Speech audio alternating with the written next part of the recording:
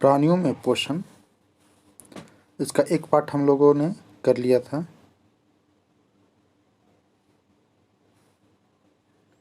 जो कि था मानव में पाचन। यह चीज़ हम लोग पढ़ चुके थे। पाचन कहाँ से चालू होता है? मुख गुहा से।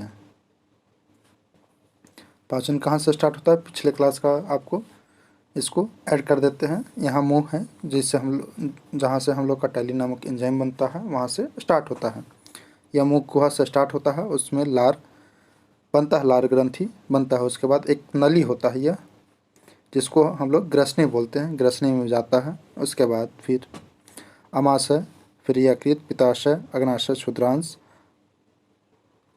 होते हुए लास्ट में यह गुहा मतलब एनस के द्वारा बाहर निकल जाता है। मलाशय गुहा के द्वारा बाहर यह निकल जाता है। पाचन की क्रिया आपका यही है। आपको मुख्य रूप से अभी के क्लास में इतना याद रखना है कि मुख से भोजन लेते हैं, मुंह से भोजन लेते हैं, उसमें लार ग्रंथि का नाम है टैलिन नामक एंजाइम। वह एक नली के द्वारा होते हुए जिसको हम लोग बोलते हैं ग्रसिका से होते हुए यकृत में जाते हुए छोटी आंत बड़ी आंत होते हुए यह गुहा की ओर बाहर निकल जाता है। बीच में इतना आपको याद भी नहीं कीजिएगा तो कोई दिक्कत नहीं होगा। आज हम लोग पढ़ेंगे मुख और मुख गुहिका। क्या? मुख एवं मुख गुहिका मतलब मुंह। भोजन का अंतग्रहण मुख द्वारा होता है। भोजन हम लोग किस चीज़ से लेते हैं? मुंह के द्वारा। आहार को शरीर के अंदर लेने की क्रिया जो हम लोग अंदर लेते हैं उसी को हम लोग क्या बोलते हैं? अंतग्रहण कहलाता है। हम दांतों की सहायता से भोजन चबाते हैं।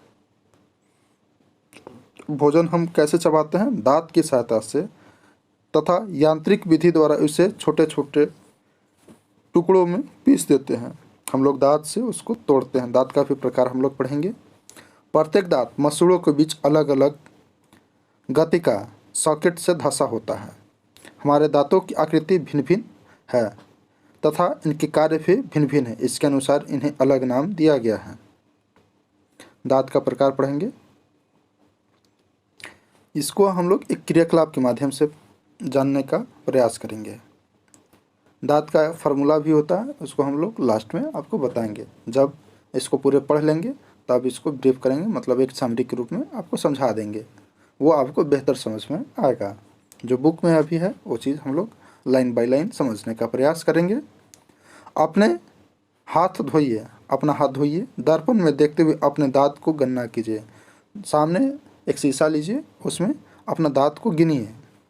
अपने तर्जनी से दांतों को छूकर महसूस कीजिए। अपनी उंगली से, किसी भी उंगली से, ऐसे यहाँ तर्जनी से बोल रहा है, छूकर महसूस कीजिए। तर्जनी यह आपका होता है 1 2 3 4, एक इधर होता है। तो ई वाला जो उंगली हुआ, इससे दांत को छूने के लिए आपको बोल रहा है। अरे फिगर तो ठीक ठाक ही बन गया जी।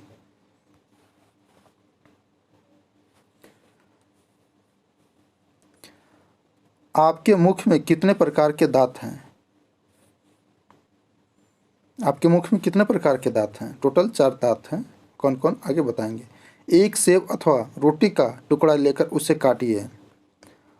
आप उसे काटने कतरन, जिससे आप काट रहे हैं उसको क्या बोल रहे हैं?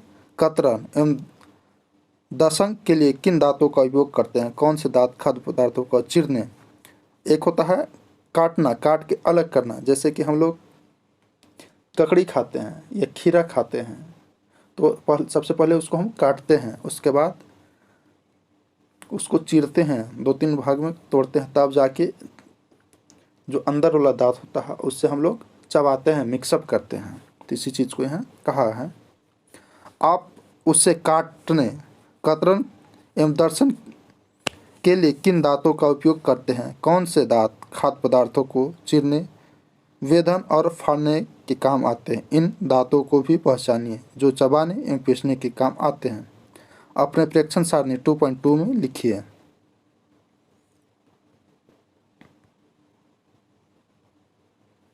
क्या आपको याद है कि कुछ वर्ष पूर्व आपके दांत गिरने लगे थे? जब आप छोटा होंगे तो वो दांत गिर रहा होगा। आप अभी 1-2 साल पहले ही आपका जो उम्र है उससे आप या 5 में होंगे या 3, 4, 5 इधर ये बात आपका दांत गिरने लगता है।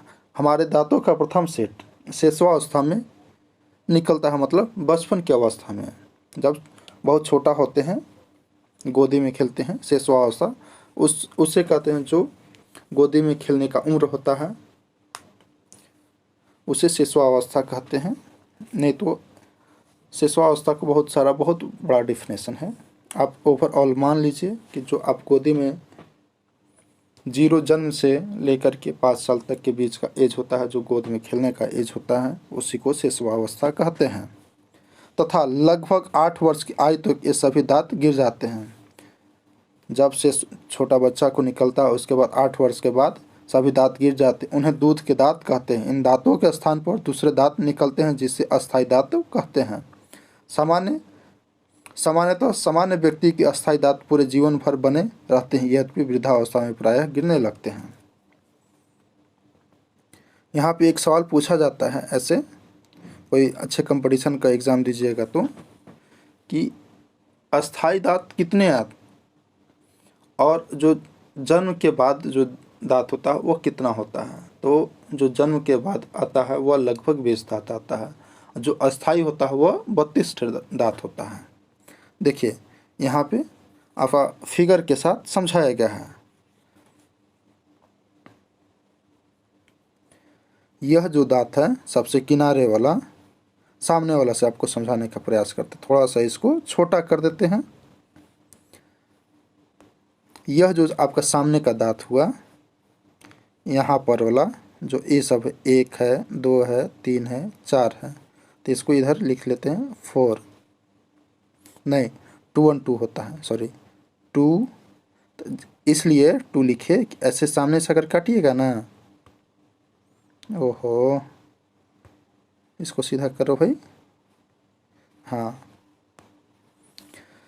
जैसे कि यह ऐसे हुआ, एक साइड से इधर से गिनिए, तो ऑटोमेटिक इसको 2 से गुना कर दीजिएगा, ठीक है। तो इसका फॉर्मूला होता है 2 1 2 3। वयस्क में एक कौन में दिया है, अब देखते हैं इसमें कितना है।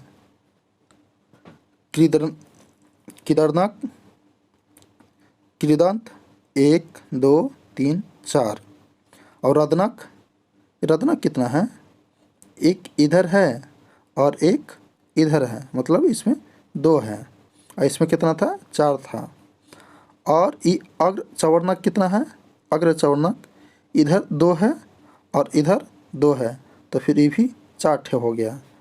और चवर्णक कितना है, 3 ठे है, एक ए है, एक ठे ए है, ए है, और फिर इधर ए वाला है, ए वाला है, ए वाला, तो उसका भी कितना हो गया, 6 ठे। तो गिनिए अब कितना हो गया, 4 + 2, 4 2 6 + 4 कितना हो गया, 6 और 4 10, 10 और 6 16।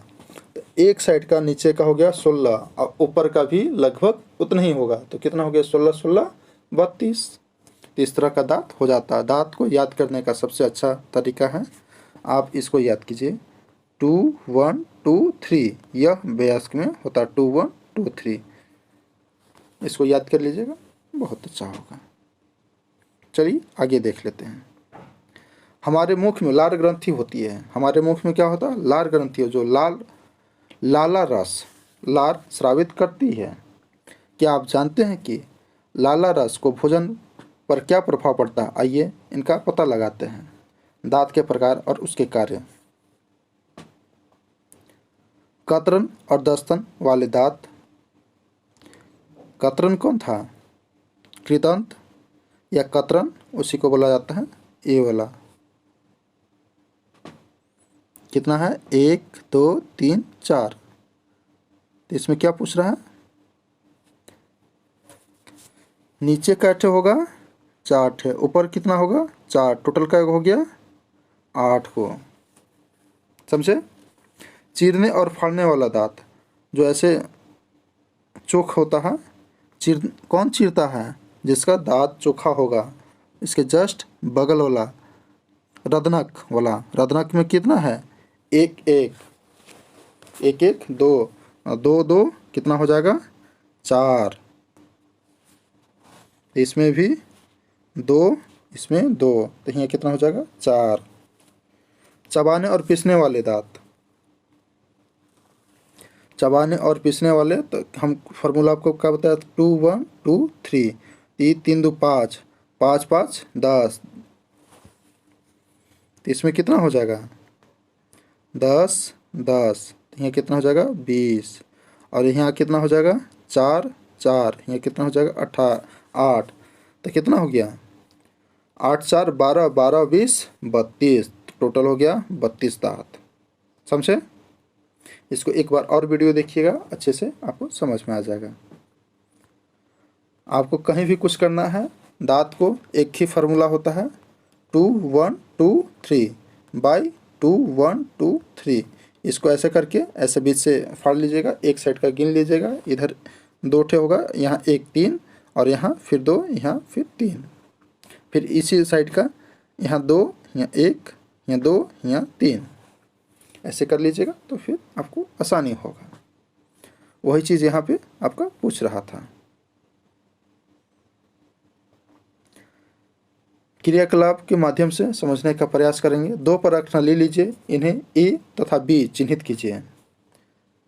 2 ठे परखनली आपको लेना है। कैसे कैसे? ए तथा बी कर चिन्हित करना है। परखनली ए में 1 चम्मच उबले चावल डालिए।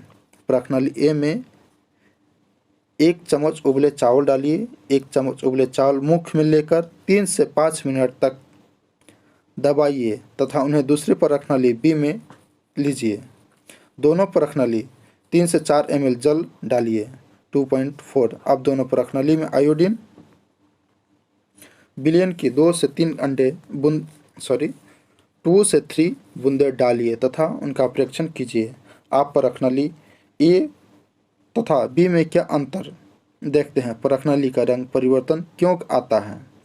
परिणाम की चर्चा अपने मित्रों एवं अध्यापकों से कीजिए। लाला रस चावल को मड को सकरा में बदल देता है। जो टालिन नामक एंजाइम होता है, जो लाला रस इसमें बोला जा रहा है, जो लार होता है, शुद्ध देसी भाषा में बोले तो लार वह किस चीज़ में बदल दे रहा है? मड के रूप में बदल देता है। जीभ क्या है? एक मसल पेशीय अंग है। जीभ कैसा अंग है? एक मसल पेशीय अंग है,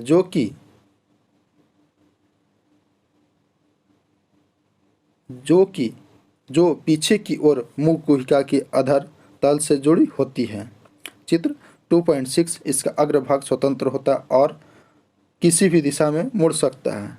क्या आपको जीभ की कार्य ज्ञात है? हम बोलने के लिए भी जीभ का उपयोग करते हैं। इसके अतिरिक्त यह भोजन में लार को मिलाने का कार्य करती है तथा निगलने में भी सहायता करती है। जीभ द्वारा ही हमें स्वाद का पता चलता है।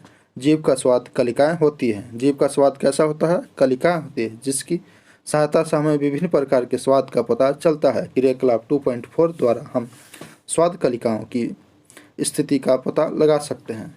क्रियाकलाप 2.4 को अगले वीडियो में आपसे हम डिस्कस करेंगे।